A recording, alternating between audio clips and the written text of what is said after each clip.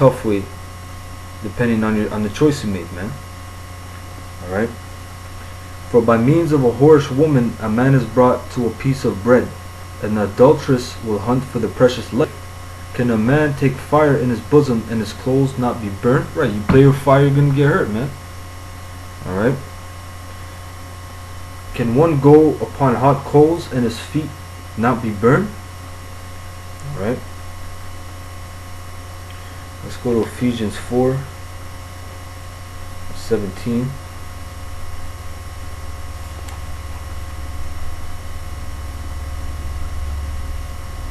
You know, because another thing is lasciviousness, man. Brothers be using this truth to get women. That's wicked as hell, man. That's wicked as hell. Alright, you don't use this truth for your own gain. You know, sister, I got this, you know, I can break this down to you and I can do this. You know? Using this truth as a fad. Because Israel's all in the fabs, man. You know?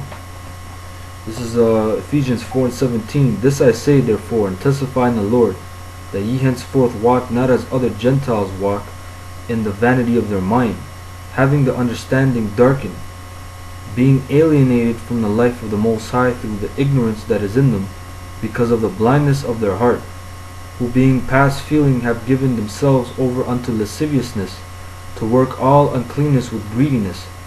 But ye have not so learned Mashiach, if so be that ye have heard him, and have been taught by him, as the truth is in Yahushai, that ye put off concerning the former conversation the old man, which is corrupt according to the deceitful lusts, and be renewed in the spirit of your mind, and that ye put on the new man, which is after the Most High, is created in righteousness and true holiness. Wherefore, putting away lying, speak every man truth with his neighbor, for we are members one of another. Right? So we're one body. So whatever one person does, that affects the whole body, man. A lot of brothers don't understand that, because whatever you do in your own personal life, away from camp and thing, you always gotta be on alert, man. You always gotta have self-control. You know, you can't just think that, oh, no one sees you, man. People watch you, man. A lot of people know you. You think because you're in a big city or whatever. A lot of people know you, man. A lot of people go on YouTube, man. I tell the brothers in my camp too that a lot of people see you. And guess what? Sometimes on the way back from camp, when we're on the subway or bus, a lot of people say, oh, aren't you guys those Israelites on the corner?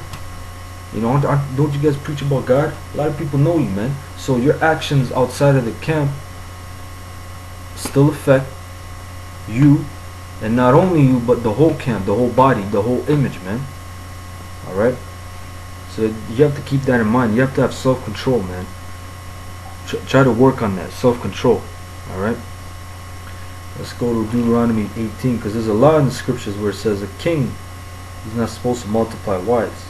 This is Deuteronomy 18, verse 14 to 17.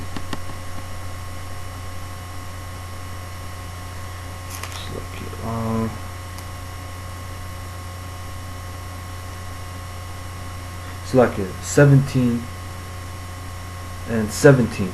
Neither, this talking about the king when you read up ahead, neither shall he multiply wives to himself, that his heart turn not away. Neither shall he greatly multiply to himself silver and gold. Right, because the king, that was a big position, you know. He was a top man in Israel. He was the overseer of Israel. So for him not to go off, he could have multiplied wives. But you would think a king, he would have a whole garage of wives. Scripture says you're not supposed to multiply wives, man. And that's the mindset you brothers should be in. Because yeah, okay, obviously there's no law saying you can't do it, right? Because we're not kings, we're average men. But is it profitable for you to have 10, 20 women? No. What did Paul say? He said, all things are lawful to me, but not all things are profitable. Right? I can have 10, 20 women. Is that profitable for me? How am I going to profit? I'm adding grief to myself, man. I'm adding grief. Alright? Let's go to Romans 13.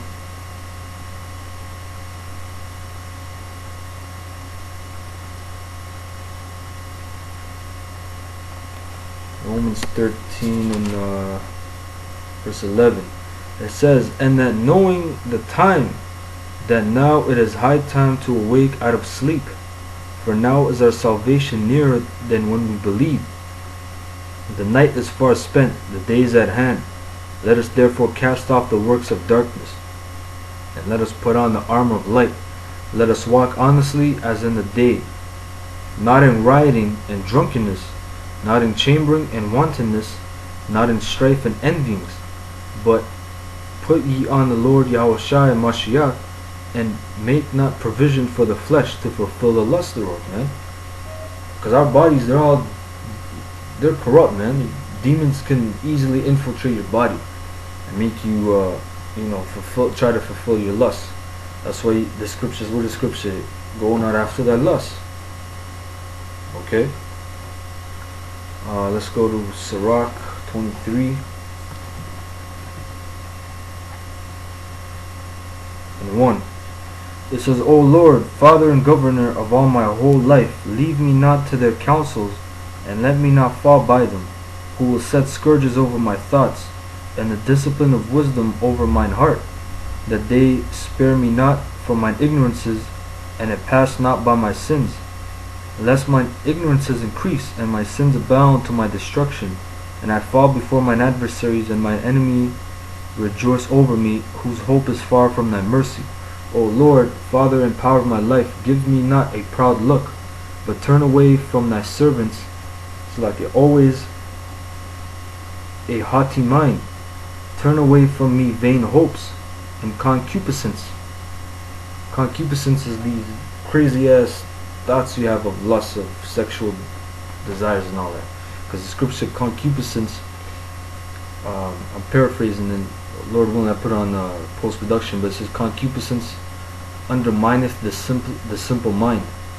You be just on your bed thinking, really demons popping in your head, man. You gotta rebuke them in the name of Yahweh Hashem Yahushai. Alright? And what did it say? It said,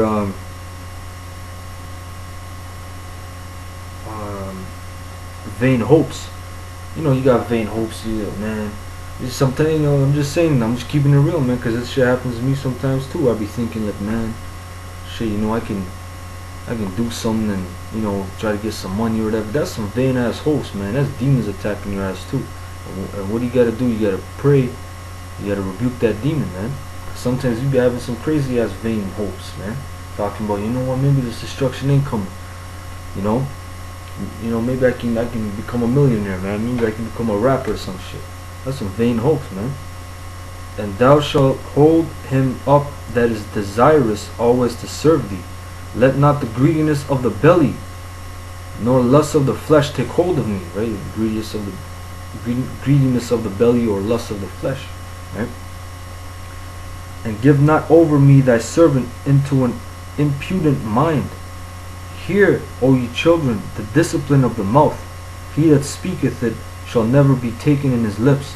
The sinner shall be left in his foolishness. Both the evil speaker and the proud shall fall thereby." Alright? That's a good prayer too, man.